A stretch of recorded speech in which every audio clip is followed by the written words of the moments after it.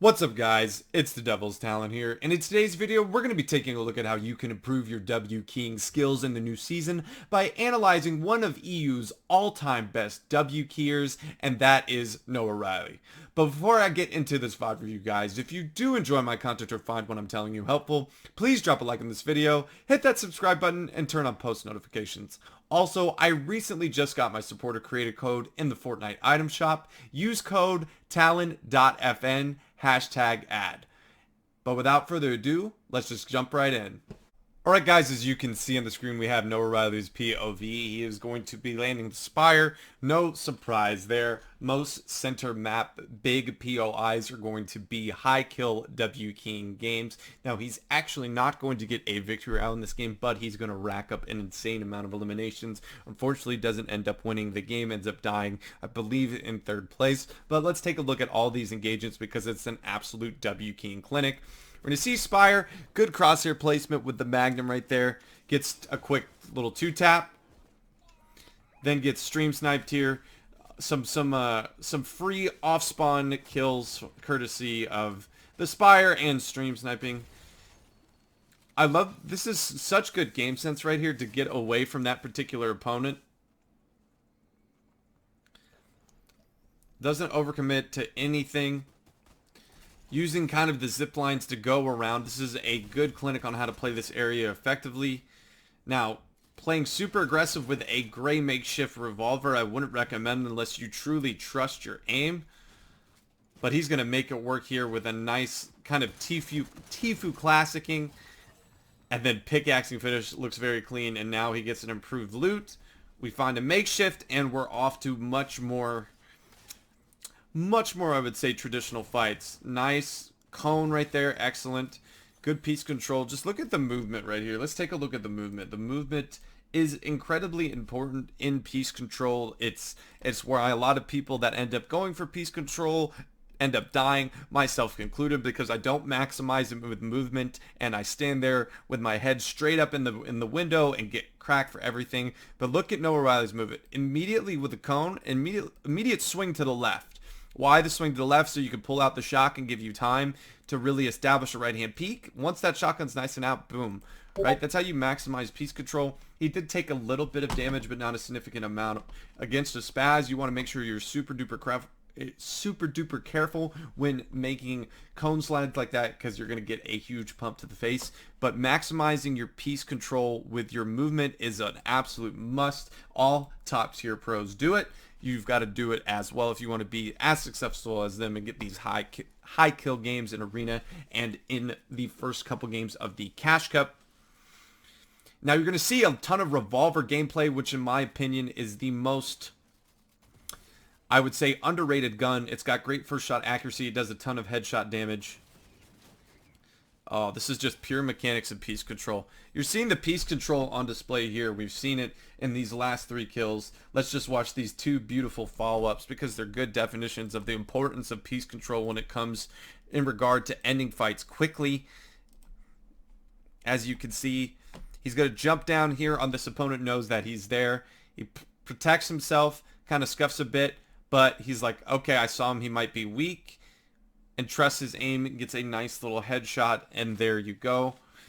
Now Makeshift's getting a buff to make them a little bit better. They got better damage.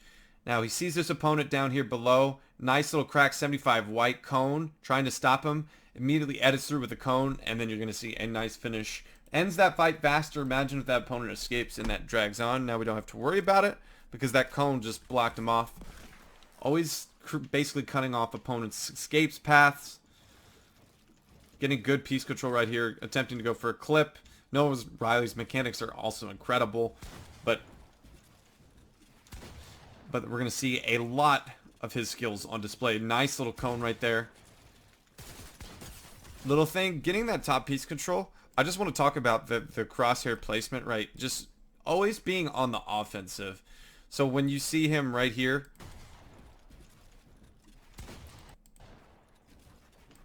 I don't know why he's holding a wall right there. Maybe he gets the cone off right here. But notice, look where that crosshair placement is. He expects his opponent out, so he just pre-fires, right? It's not going to hurt the wall. And then he makes sure he gets both. Now jumping in Psycho in. sometimes can be a problem, but that's what a good confident W keyer is. They'll take what I would consider that a 50-50 since no one's really traded damage with each other yet. But he's confident in his aim there. And we're off to a quick 7 kills.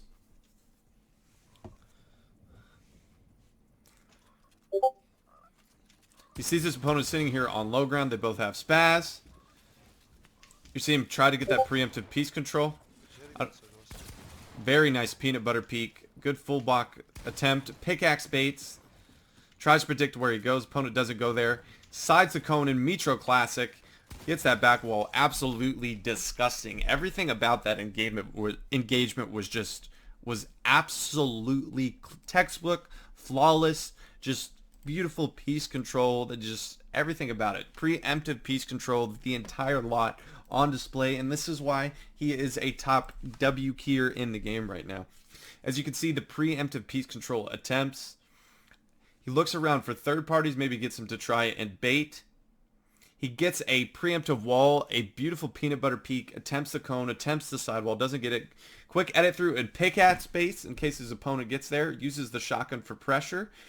The opponent edits out. He tries to preemptive piece control, doesn't get it, and then you see this constantly EU pros do, sliding in cones and fully built boxes. Gets that back wall, fantastic with the Mitro classic, and that fight ends incredibly fast. Flawless tracking and editing, and you see many techniques displayed. The Mitro classic, the cone slide in, basically also the crosshair placement, pre-firing the shotgun to make sure that the wall take it, and then preemptive piece control. All of it on display here.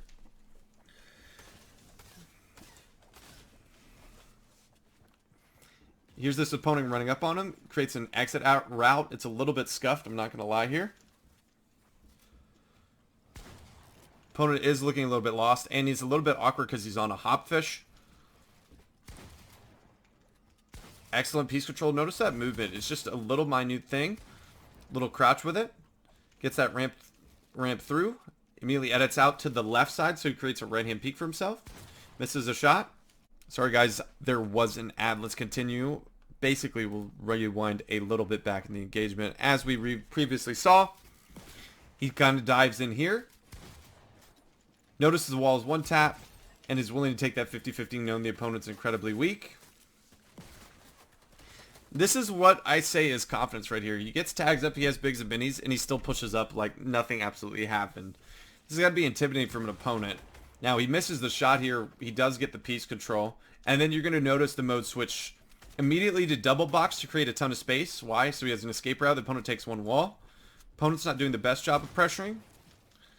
He attempts to go for a shot there. And then immediately switches layers and goes for a big. We see a little bit of controlled aggression here, which is important. Getting your heels off. Creating space to get your heels off. And attempting for counter peeks. The opponent's not doing a great job of pressuring, and he's capitalizing that. Fantastic use of piece control right there to end that fight. The opponent only being 150. But it's just recognizing where he's going to go. It's very, very simple. We've seen the piece control throughout. But it's incredibly important, too, to recognize where your opponent... he's going to the left. He goes, okay, I'm going to get that front wall. I'm going to cone slide, keep you on the same layer. And then I'm going to block you off. I'm going to have excellent crosshair, and then I'm going to have an escape route. Fantastic. Textbook stuff from Noahreyli right there. Apologize, guys. There was an ad. Let's continue. We're at 10 eliminations now. Sees his opponent in a bush. Hip firing with a magnum. This is also a very common theme. He's trying to break the bush, but the person is actually going to be in the cone. Problem with that edit, I would say, is a mistake. Notice how he always has an escape route. He always somewhere else, always creating right-hand peeks. But I would say the mistake, you're going to see, I saw Vidal recently do something that when you kind of Pokemon your opponent, so when I say by Pokemon, I mean is like you cone slide and they're in your cone and they can't go anywhere. The type of edit he makes to make it more of a 50-50 and less of like where the opponent can crack you, because he ends up taking a significant amount of damage, right? He aches that edit and they trade. 75. He actually loses the trade. But this, and then look at this edit, maximizing this play. The opponent's spraying out with an AR. He crouch accelerates, cracks him. And then he decides to maybe go for a reset down. Doesn't get it. Good aim. But notice he has an escape route as the opponent's been pretty aggressive, just kind of spraying forward. And then right here, right hand peek, crouching, fantastic stuff. What he does is kind of what's in Spire Classic, is if you have the 4 tiles of the cone editing diagonally, which will kind of create an opening for you to fall into and be a little bit more tougher to read than just straight on opening up. And I like that a little bit more because it did get him cracked for a significant amount of damage, but it's part of it. That's how sometimes you buy. Now, a little bit poor awareness that the opponent's right there. Also not a good job of recognizing that the fish was popped. But very, very fantastic recovery. The opponent just kind of, I guess I would say, through this particular engagement, that's kind of watch it. Good pre-fire, recognizing the opponent's going to be there. Good breakthrough. Good read. And the opponent just, he reads where he's going to go. Makes it easy. Makes that edit. That would be a left-hand peek, but makes his movement maximized as he goes to the left. Really, really good stuff. Good pre-fight damage right here. A little tag. See the mechanics on display. Good attempt at 2 cone slides. Oh my goodness. Imagine if he hits that shot of his pump shoots. Masterful ramp flip too to kind of force it. It just always, he always seems like just protected when he needs to be. Right? He always kind of puts himself in a situation where he has some sort of escape plan, where he has some sort of protection. Now he spams through. Wow, even at half speed, that looks incredibly fast. His pump doesn't shoot, but look at this. This edit protects him, right? He's got that big old ramp he could jump. Crap, they kind of trade, but then he flips it to this point where look at the opponent's head. Like he has no line of sight on where Noahreyli is, and it's just an easy finish. Always making edits to protect himself. It's little small, minute details that make pros so elite as opposed to a good mechanical player.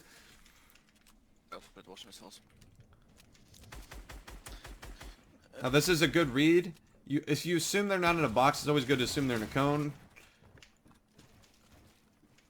The full boxes them, and then escape route gets out. Oh, that edit is so nice. Recognizes through, and then escape route. And then full boxes them. Fantastic. Let's just... Good recognition. A little bit iffy at the start. I think he knew he was in the cone.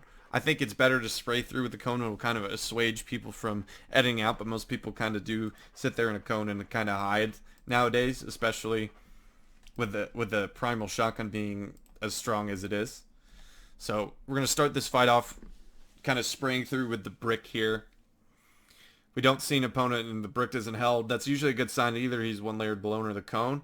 So maybe spray the cone so you can see through it. He misses the shot, eats a little bit of damage, tries to get a cone slide, doesn't get it, but places that wall preemptively. Now this little edit right here is so smart. You're going to see him edit that ramp to give him just a little bit of a shot, a window. He scuffs an edit. He recognizes the break. You see Booga do this a lot right here. Now the opponent's kind of scuffed. Protects himself incredibly well. Recognizes the opponent's down a layer. He cone slides him.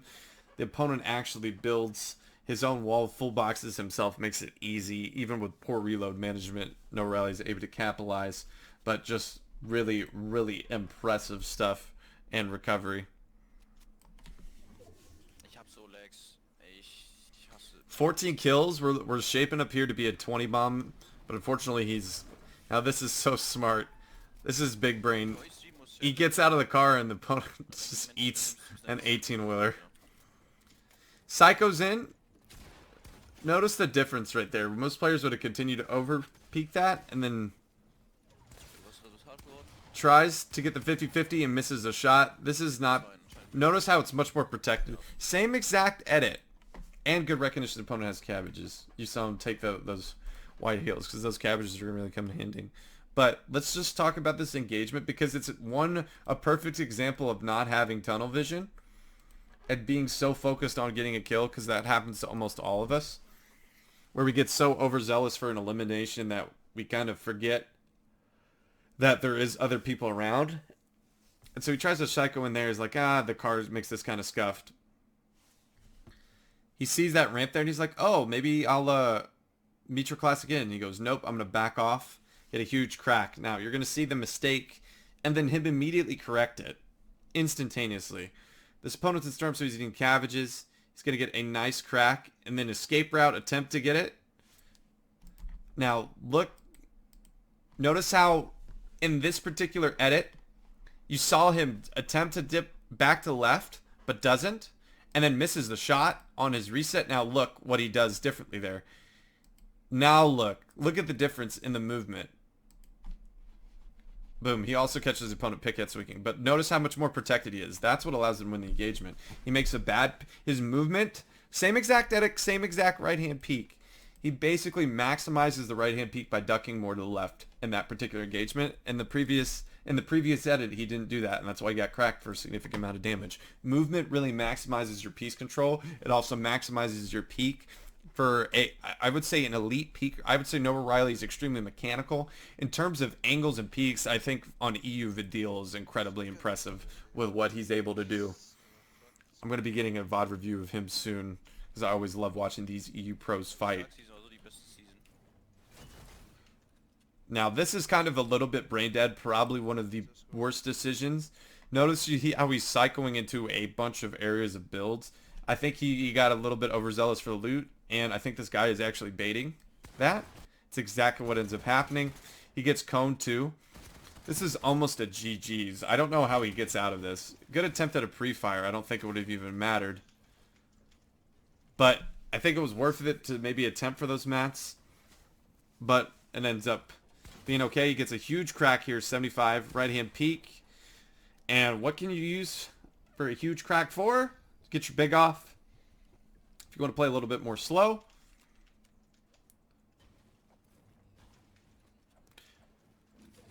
Good recognition. Good attempt, good crosshair placement. Reads him as he jumps down. And a right-hand peek. That was so textbook, so clinical. Let's just take a look at it. It's very, very pretty. He just reads his opponent so well. He reads his opponent where they're going to be, where they're going to go, what they're going to do. So he sees his opponent have a wide open edit. He cracks him immediately, tries to place a stair in there to make it. He does make it awkward, edits through. And then notice, again, much better movement right here, maximizing your peaks with your movement. Boom, the opponent shoots the wall, and he gets a free job. Free shot on him, right? He shoots the wall, makes it even easier for him. And his movement is what allows that to be so easy for him, as opposed to... Now you're going to see that there's 3 opponents left. He's going to end up... He gets a triple dig here on someone that's just phasing him. He's going to end up, unfortunately, like... a little bit, what I would say is just overconfidence. It's not smart. Something you wouldn't see in a tournament, obviously, but in arena, Mitro classics in, cracks. It's confidence in his aim. Psycho's in wood in late game. He's going to go mini, and then he's going to burn a bunch of mats into a build fight and lose. And you're going to hear him say, yep, I choked, which can shows, yes, even pros can choke. You're going to see the mechanics on display, triple editing going through. Ends up scuffing a couple times. You know, obviously, if you did this in an actual tournament, you'd be burning a ton of mats. Opponent makes a good crack. And then just kind of chokes and scuffs this 20 bomb that could have been his. Could have played a little bit slower once he got cracked, but wasted a bunch of mats getting an unnecessary build fight. Understand, as the pro, you probably have just insane confidence that you're significantly better than that player anyways. You have nothing to really worry about. You have nothing to be scared of. And yes, you could be overzealous and throw a nice little 20 bomb, but you're going to put it up on the 2, of course, because it's nearly a 20 bomb in the new season. Really impressive stuff. We really saw the escape routes. We saw him maximize movement with his peaks. We saw it maximize movement with his piece control. We saw good crosshair placement. We saw a ton of good techniques mixed together. We saw cone slides through fully built boxes into Mitro classics. Just tons and tons of mechanical. Noahreyli is a mechanical demon, as you can see, but there is still technical WQing things like the movement and the crosshair placement and just some of the techniques that all WQing is going to help you become a better WQ if you start implementing it into your gameplay. But guys, I hope you did enjoy today's VOD review. If you did, please drop a like on this video, hit that subscribe button, and turn on post notifications. And I hope I'll be seeing you in the next one. Peace. Peace.